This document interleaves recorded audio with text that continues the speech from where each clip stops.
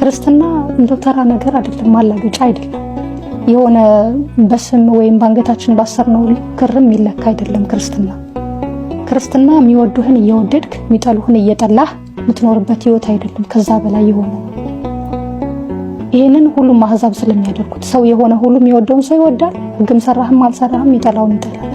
ክርስቲያን ስትሆን የሚለየው ምንድነው ካልከኝ የሚወድህን ሰው በወደድክበት የፍቅር መጠን ልክ የሚጠላህን ሰው መውደድ ነው። ክርስትና ልዩ የሚያደርገው የገፋህን ሰው ሲወድቅ አይተው ሄደህ ማንሳት መቻል ነው። የገፋህን ሰው ክርስቶስ እየገፉት ስለነሱ ይጸልይ ነበር። ክርስቶስን መምሰል ማለት በህይወት መኖር ነው። የሚጠላህን ሰው ብዙ ፍቅር ሰጥተህ ወደ ፍቅር መንገድ ማምጣት ክርስትና። ያንተ የሆነውን ነገር የወሰደብህን ሰው ያለህን እንደገና ጨምረ መስጠት ነው ክርስትና። ዋጋ ያስከፍላል። ዝም ብለን የምናወራው አይደለም፣ ዋጋ ያስከፍላል። የምትኖረው ነው። አንዳንዴ ሞኝም ያስመስላል። ስትኖረው የሞኝ ህይወት ይመስላል። ሲረግሙ ስትመርቅ የሚያዩ ሰው እንደሞኝ ሊያዩ ይችላሉ። ያው በዓለም አስተሳሰብ አሁን ዘመኑ የሄደበት የራሱ የሚለው የዘመናዊነት መለኪያዎች አሉ አይደለ? ሰዎችን ዘመናዊ የሚያስመስሉ ብልጥነት፣ ቀድሞ መገኘት ምናምን፣ እሱ በክርስትና ህግ አይሰራም። በክርስትና ህግ መቅደም ከፈለግ ጓደኛህን መጀመሪያ ማስቀደም አለ። አንተ ከኋላ ስትሆን በክርስቶስ ከፍ ትላለህ።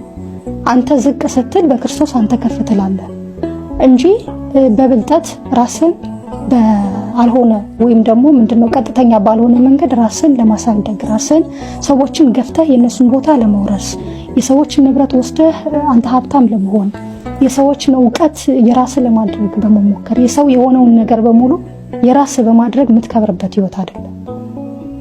ያለህን በሙሉ በመስጠት ነፍስህንም ጭምር ለባልንጀራ አሳልፈ በመስጠት ውስጥ የምትከብርበት ከፍ ከፍ የምትልበት ህይወት ነውና ክርስትና እንዲህም አውርተነው የሚገለጽ አይደለም፣ ኖረነው የሚገለጽ ነው።